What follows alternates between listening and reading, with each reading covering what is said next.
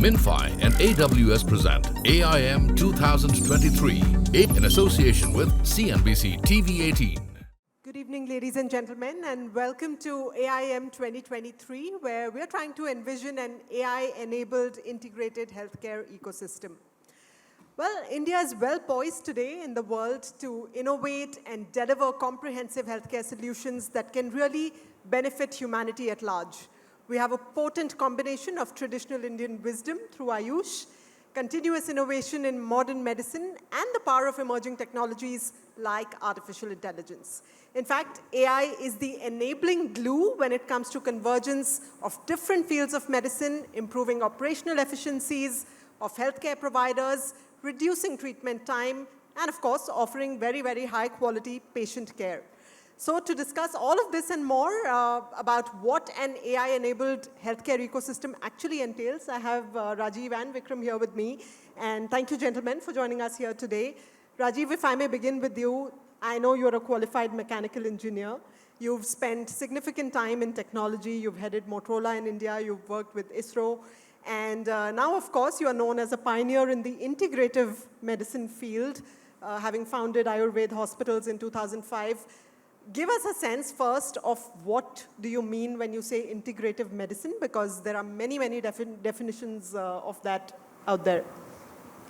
It's a pleasure to be here and with Vikram and Mridu, and thanks to MinFi, AWS, and CNBC for inviting me. But before I answer that question, I just wanted to say I'm the first speaker after the Galaxy or 6 or 7 startups who came and presented the solutions. And frankly, I was quite taken aback by the range of solutions that was presented. And some of them, without naming them, because we'll wait for the evening awards to happen, were quite spellbinding. I was so impressed. So first of all, my compliments to all those who presented here today. Round of applause on that, please. Now, this word integrative medicine and integrated healthcare, these are words which are used interchangeably. And we need to probably place it in context as we look at the problem of data, big data, AI, and so on. So it is not unrelated to the topic at hand.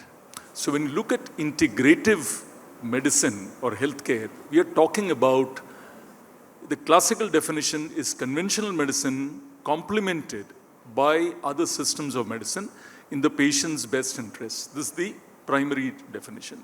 But what are the other tenets of such a model? Is the patient is a co-participant in the process of healthcare. It sounds quite fundamental, but it is not just a provider, service provider, and a dumb recipient of the service. So he's an active participant. The other thing which really comes through is body, mind, spirit, community health, going beyond the individual physical body. Again, data is very high the moment you analyze a problem like this. We could see some examples in the previous session. Third part, going beyond body, mind, spirit, we are talking about continuity of care. We are talking about going beyond transactional one-time interaction to a lifetime health management paradigm, right? And ideally, we are going to personalized care. Not the personalized medicine, which is purely tech-driven, but which is patient-centric. So when you look at integrative medicine, the values which it presents is truly in the best interest of a patient. To contrast it with integrated healthcare, we're talking about multiple healthcare providers coming together to serve a patient. So these are subtle points, but used interchangeably. But I also want to bring in a third dimension, which is when you look at integrated healthcare, we're also talking about the government. We're talking about the government infrastructure today with tech and internet completely pervading the service industry, right? And every citizen empowered with that. We're talking about integration where we are talking about seamless delivery across multiple platforms. So I see all these dimensions coming into them. Right. So great to hear some of those nuances there. And I want to pick up on that bit you spoke about, how there is a focus on a lifetime of care and, better care, more personalized care. Today, there is a huge focus on diet, on lifestyle, on gut microbes, metabolism, epigenetics. In fact, in 2017, the Nobel Prize in the field of medicine went to circadian clocks, which yoga has been talking about for hundreds of years now. So can you give us some examples of what modern medicine is now discovering, which actually is not entirely new to traditional Indian wisdom, and how you see this panning out in the future? In fact, there's quite a lot to share in this particular, to respond to this question. But quickly, a couple of points to tell you.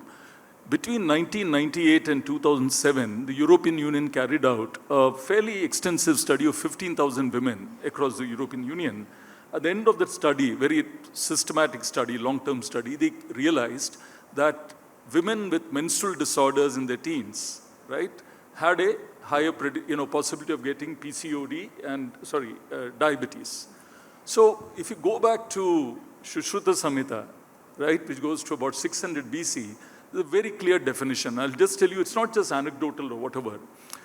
Shushruta at that time did say that only males would get prameha or diabetes or madhumeha, right? Females were excluded. You see that because the view was that due to certain physiological processes, women were excluded from that particular disease pathology. We fast forward, today we see very clearly that the study is showing exactly the same thing. You look at epigenetics, epigenome.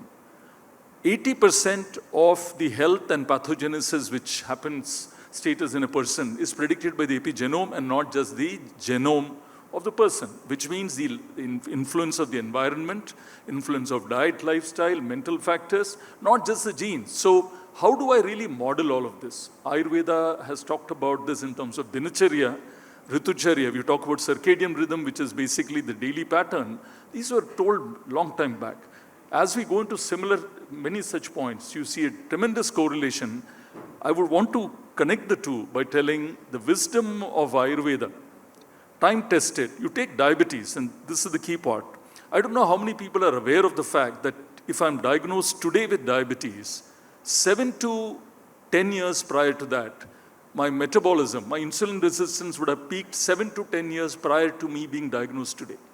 All throughout this period, if I were to go and check my biomarkers, right, barring the point when I come to a pre-diabetes stage, when my HbA1c would be designated between 5.7% to 6.5% or 100 to 125 mg per dl fasting blood sugar, I would still assume that I'm perfectly healthy. But Ayurveda gives us about 40 physiological, physical parameters, right? I'll conclude with this point. We have in Ayurveda 20 types of prameha, out of which 4 types of madhumeha, which are excessive urination, which is one of the first cardinal signs of diabetes, and 4 of them correspond directly with type 2 diabetes. And so the entire pathogenesis process from pre-diabetes to onset of proper diabetes to diabetic complications. So the beauty is we can collaborate. Right. Very rightly and aptly put there, we can collaborate. And Vikram, if I may come to you, AI is the glue that can bring all of these practices together. We've seen the rise of things like telemedicine, things like robotic surgeries, a lot of transformation in the healthcare space just within the last, say, decade or so.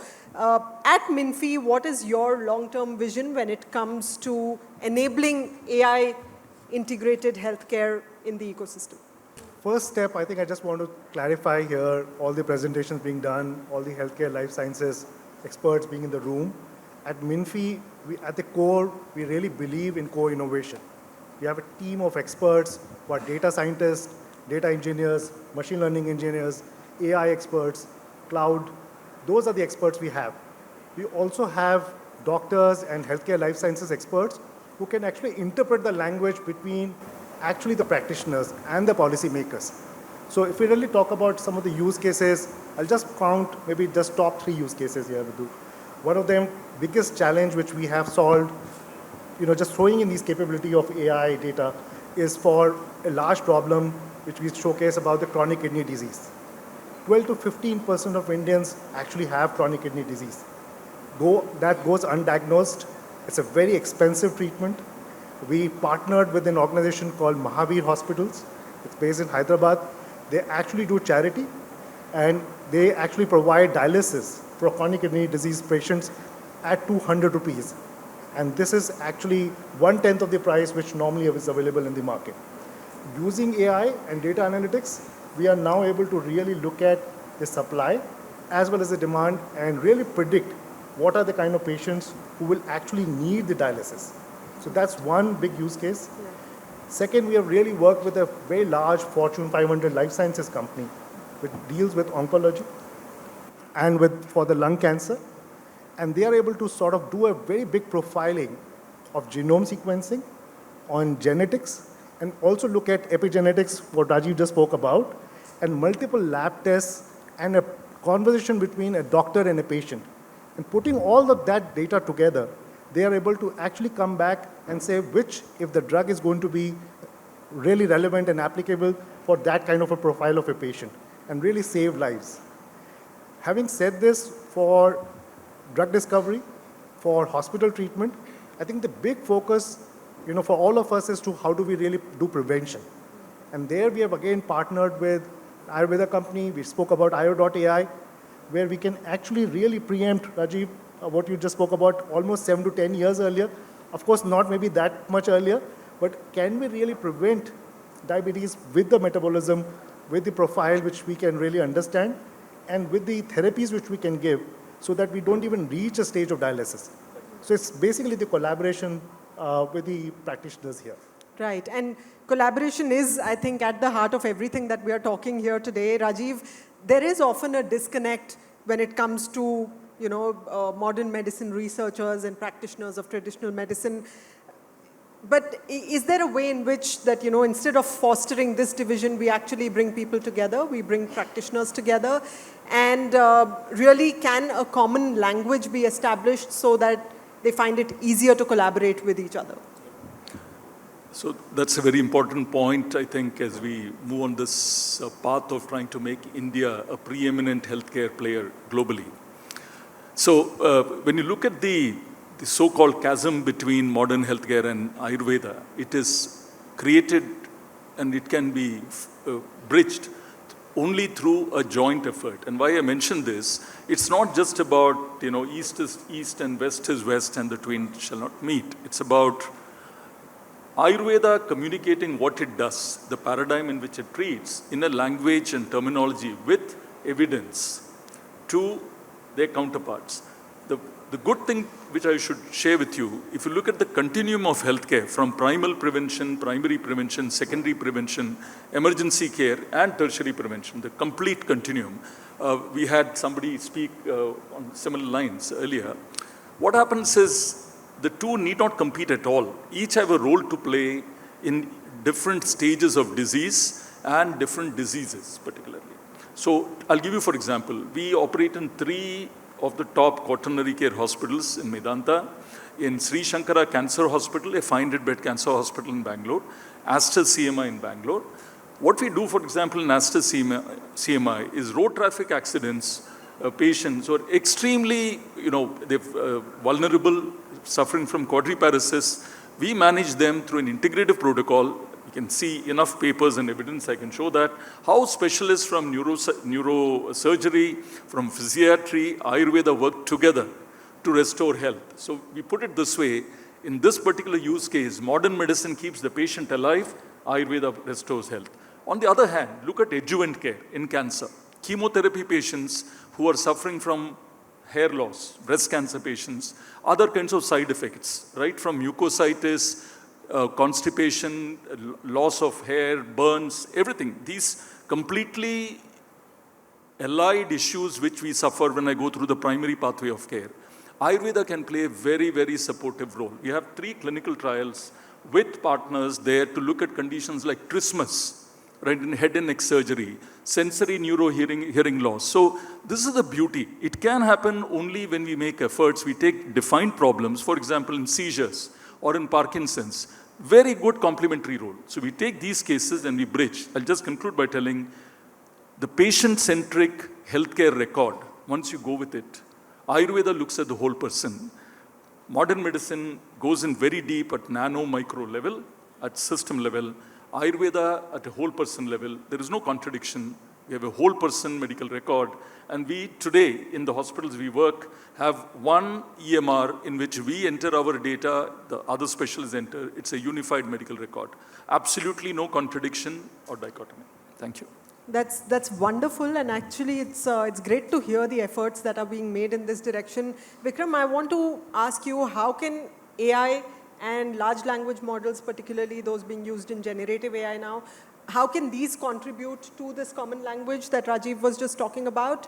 And as we envision the future, what are some scenarios that, perhaps we think are unthinkable right now, but we may see happen in our lifetimes as far as healthcare is concerned? Yeah. I think somebody just spoke about Black Mirror. I think we have a very positive outlook. We at Minfi think about a golden mirror, and we think about possibilities which are really maybe not imaginable today.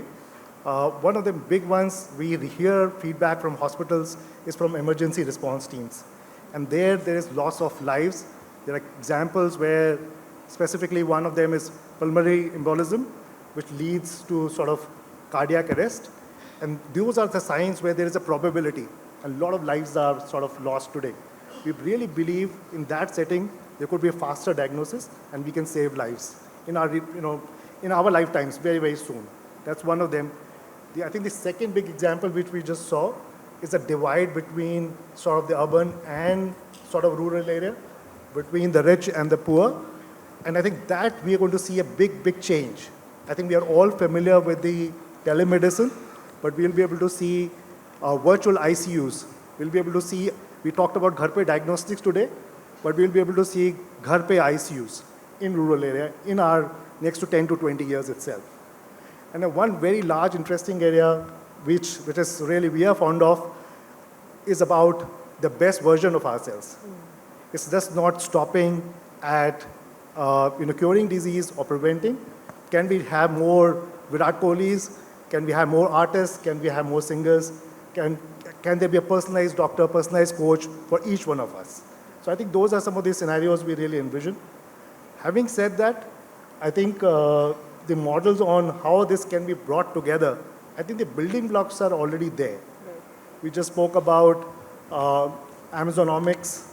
We talked about Amazon Health Lake, which brings structured and unstructured data. There is Amazon Textract, which we use, which converts data, voice to data. There is also Comprehend, which can understand medical jargon. We think there is already building blocks available today, which can actually bridge the gap between the complementary medicine, traditional medicine, and modern medicine, what we just spoke about. But maybe if Rajiv wants to add the way forward. Yes, absolutely. So the building blocks are already in place, but I have one question for you, particularly Rajiv. You're, of course, trying out the collaboration, bringing people together, especially now that Ayurveda is an Apollo Hospitals entity. You have people from different fields, medical practitioners, researchers from different fields getting together on a daily basis. In your personal experience, what's the biggest challenge on ground? Because obviously the mindsets have been different for years. The way of thinking, the way of operating have been different for years. The goal is unified, which is to improve patient care. So how are you navigating? What are the big challenges you are navigating on a daily basis? I think the opportunity is so huge and the need fulfillment gap is so huge that I really don't see a real challenge in approaching the market, number one. So when you look at the market space and the continuum of healthcare demand which is there is space for every type of healthcare player. So what we see is that pure Ayurveda has got a huge play right from primal prevention, secondary prevention, diabetes, arthritis, psoriasis. You take any of the non-communicable systemic diseases. Today, these are multifactorial. I want to just bring it in the context of AI.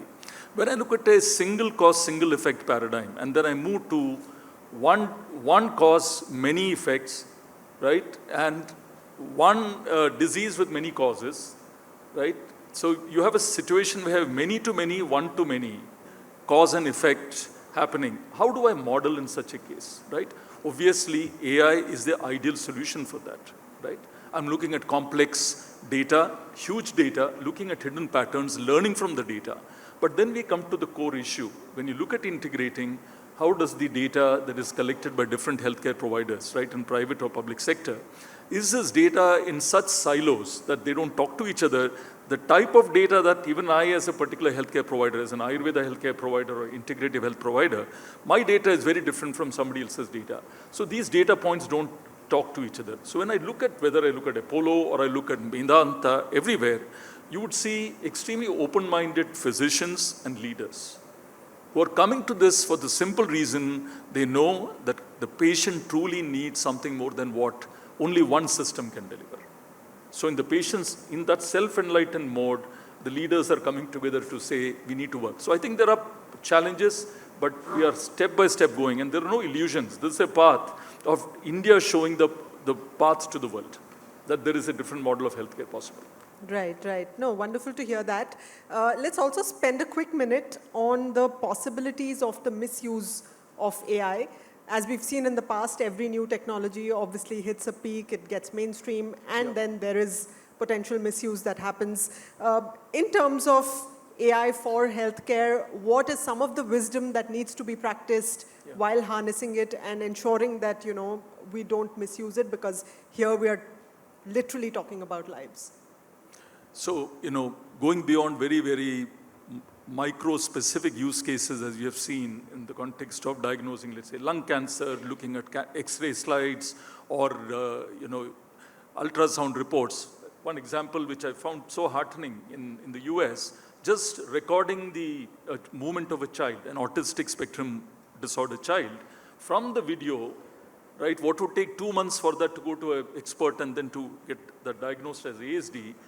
Here, an automatic software, you submit it, and the software tells you that this child is potentially at risk and prioritize the care, right? So these kind of applications are fantastic and wonderful. But going back to the point of risk and how to mitigate, unlike the risks of healthcare, of AI in general, which are being touted in terms of the end of the world being prophesied, I think we have to look at healthcare. One of the great advantages today is the total siloization of data. So if I'm looking at a PAN, I can create trouble at a micro level, but to create at a PAN level, we need to look at data unifying, number one. Number two, I would say that all the main players in AI are looking at affirmative regulation, right? So we're talking about precautionary regulation being brought in. As you know, in the US, you know, there are statements to the Senate and the House of Congress on how to regulate. So these players themselves are coming and telling we need regulation.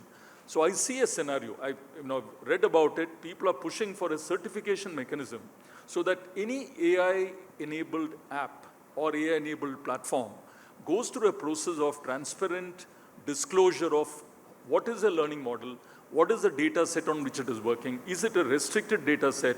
Because one of the biggest risks that we find, we may take an AI model trained on a data set which has nothing to do with we people sitting here. Right? Or I take a data set from South India and apply it to a data set, a community in Bihar, it could be completely different populations. So I think these are the risk factors we need to consider. So the overall verdict about AI in healthcare, I believe, is that there are risks, but they are manageable risks. We don't see a doomsday scenario. So we should have better governance. Right. Okay, better governance for sure. Vikram, now world over, there are obviously thousands of health tech startups that are doing some cutting edge work. At a consumer level, we have wearables of all kinds today. We have things measuring our blood glucose, counting our steps, looking at the food we are eating, recording every step we are taking throughout the day, basically. What's your perspective on creating a sort of an AI blueprint at the back end that sort of unifies all of this data? And, you know, how tough is it to standardize some of these processes, enable interoperability, and really integrate some of this, you know, that's operating in silos? While Rajiv spoke about the benefit of being in silos at this point and, you know, preventing misuse or hacking or all of those things, at a larger level, what sort of a unification is required? Yeah, that's a big question now for all of us together. But let me just attempt. I think the first thing we all celebrate today is the success of startups and health techs. But the way we do it today is how many unicorns do we have? But is that a right measure? I think we can start looking at the impact. And first thing I think we should really look at, is this going to be a human-centric, holistic health, wellness impact which we can talk about? I think that will change the paradigm, that will change the philosophy itself at the first level. That will bring some level of governance on how the AI blueprint basics and the foundation can be set up. I think the second big thing which we really have today is the ABDM program, which already has several components already included. We can bring in the AI by design right at the design stage. We don't need to sprinkle AI or have it topping. Somewhere we think AI should be part of the dough itself. So that would really actually build the blueprint. We are at the right stage at the right time. Third, I think big advantage we all of us have in India is with the India stack and with the India health stack. There is already structure which is called DEPA, which is yet to be implemented, but it's going to be about the privacy bill, and the user and the patient is going to own the data. I think those principles are extremely important, and until these regulations have come in, I think there is a whole part which the ecosystem really needs to self-regulate and really comply to ethics. And that's how the basics of the AI blueprint can get started.